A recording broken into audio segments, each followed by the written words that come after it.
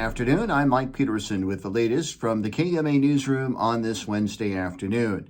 No matter how hot it gets, the work goes on for some Shenandoah employees. But city officials say workers are taking precautions during KMA Land's ongoing heat wave.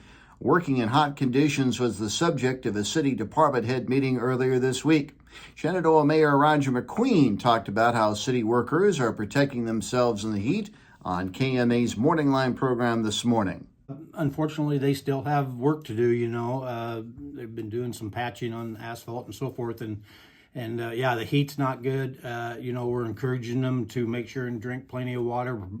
We're providing Gatorade and water to them, getting it out to the guys that are especially working on the streets. Like the cemetery, I know, and the department had meeting yesterday. I think she was cutting her guys loose like at noon because of the heat yesterday afternoon on the mowers.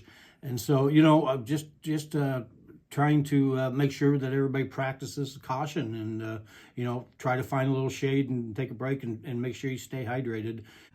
On another subject, McQueen also talked about the importance of motorists to watch out for school children now that school is back in session across the community. We kind of get through the summer, we get, I think, a little lax on, kids being out on the sidewalks and crossing and so forth.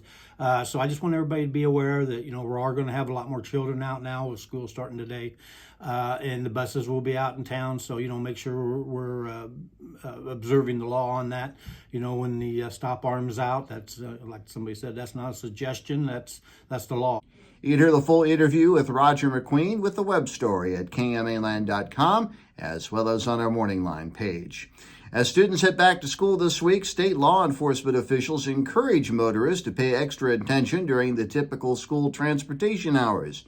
Ryan DeVauld is a District 3 public resource officer with the Iowa State Patrol. He reminds motorists of the extra precautions to keep in mind over the next several months of school. As the summer break ends, DeVauld tells KMA News it's always essential when and around bus stops, crosswalks, and other school zones to be prepared for any potential scenario. And the city of Villisca has received a $100,000 grant from the Iowa West Foundation to help tear down 3 aging buildings downtown. The city applied for the grant in May to help fund the teardown of the venerable Rialto Theater, as well as 2 adjacent buildings to make way for a new community space.